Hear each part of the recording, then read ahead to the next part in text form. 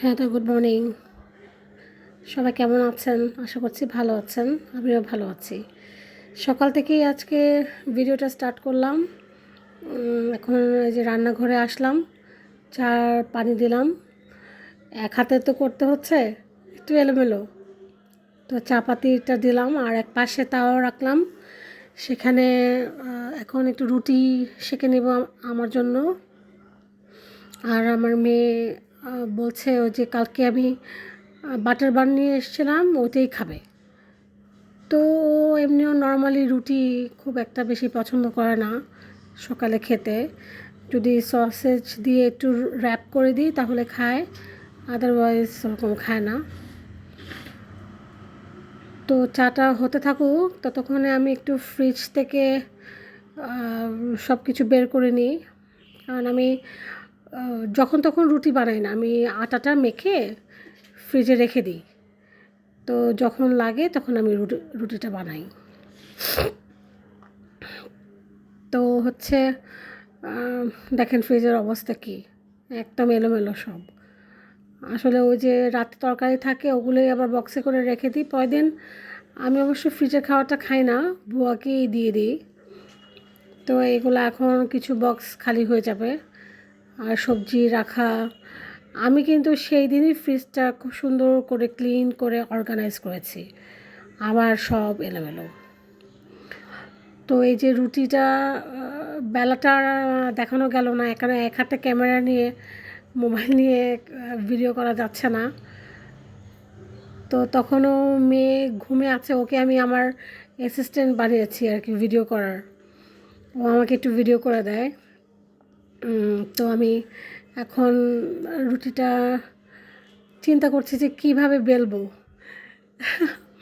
একটা ওই যে চুলায় দিলাম, আর একটা চিন্তা করছি কীভাবে বেলবো। ওকে আমি ডাকছি, আম্মু একটু আসো, একটু ভিডিওটা একটু করি।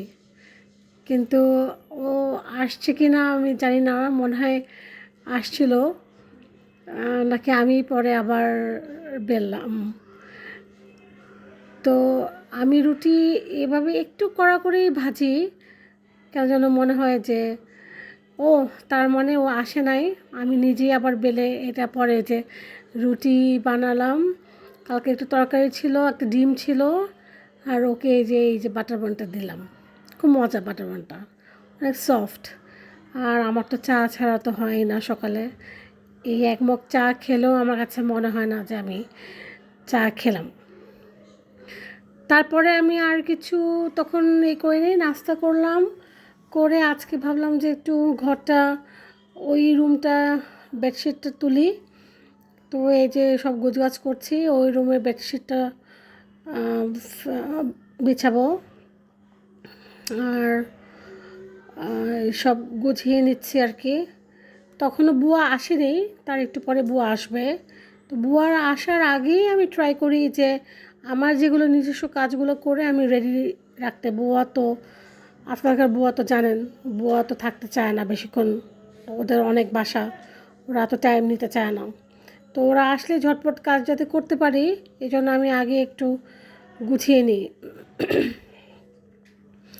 তো এই রুমটা আমরা খুব একটা বেশি ইউজ করি না, আমরা ওই রুমেই থাকি বেশিরভাগ।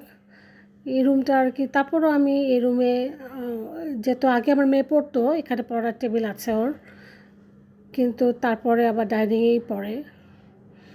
তো মাঝখানে আমি আর কিছু রেকর্ড করিনি, পারিনি, কারণ অ্যাকচুয়ালি আমি ডিপটা আজকে পরিষ্কার মানে করার জন্য খুবই ব্যস্ত ছিলাম। 3 দিন থেকে ডিপটা আমার নিচে বরফ জমে গেছিলো, অনেক কিছু মাছ মাংস একদম আটকানো ছিল, কোনোভাবেই ছুটাতে পারছিলাম না। এই জন্য 3 দিন ডিপটাকে বন্ধ রেখেছি। আজকে এই যে ফাইনালি আমি বরফ বের করতে পারলাম। তো বুয়া আসছে, তো আমি এই জন্য একটু ডিপটা ক্লিন করে নিচ্ছি। এর মধ্যে যে কত মেস হলো, সেই পানি টানি পড়ে একদম সব একাকার। তো ডিপটা আমার মোটামুটি গুছানো শেষ। এদিকে আমি আবার তাড়াহুড়া করছি যে রান্নাটা, বুয়া থাকতে থাকতে যদি আমি রান্নাটা করে ফেলি, ও হয় কি রান্নাঘরটা মুছে দিয়ে যায়, নাহলে আদারওয়াইজ আমাকে আবার পরে মুছতে হয়। আমি তো মুছি আরেকবার, তারপরে ও একবার যদি ভালো করে ক্লিন করে দিয়ে যায় একদম সব, তো আমি জাস্ট উপর দিয়ে আরেকবার একটু চুলাটা মুছে রান্নাঘরটা মুছে ফেলি। দেখেন আজকেও সেই শিং মাছ, লাস্ট ভিডিওতেও আমি করেছিলাম তখনও শিং মাছ ছিল, আজকে আবারও সেই শিং মাছ। আমার কোনো দোষ নাই, আসলে এটা কোইন্সিডেন্স হয়ে গেছে। আর পাশেরটায় আমি লাউ বসিয়েছিলাম, না না না সরি, লাউ না, এটা মনে হয় কাচকি মাছ। হ্যাঁ, পানিটা একটু বেশি হয়ে গেছে, আমি জানি পানি বেশি হয়ে গেছে কেন, আমার কেন যেন একটা মানে সবসময় আমি জানি না, মনে হয় যে পানি বেশি দিলেই মানে সিদ্ধ হবে তাড়াতাড়ি। তো যাই হোক, পরে আমি আর কিছু ভিডিও করিনি। এদিকে আমি রান্না টান্না শেষ করে এখন আমার বেডরুমে, যেই বেডরুমে আমরা নর্মালি থাকি আর কি, ওইটাও বেডশিট আজকে চেঞ্জ, আজকে একদম হ্যাট্রিক, এইটারও বেডশিট চেঞ্জ করছি। মানে আমার মাথায় যেটা একবার ঢুকে সেটা আমাকে করতেই হবে, আদারওয়াইজ আমি শান্তি পাই না। তো এখানে আবার জানলা টানলা সব ক্লিন করে, বেডটা সুন্দর করে ক্লিন করে তারপর বেডশিটটা আর কি বিছালাম। তো এখানে আমার মেয়ে আমাকে একটু হেল্প করলো, ও আর কি ভিডিওটা করে দিচ্ছিলো, আমি চাদরটা গুছাচ্ছিলাম।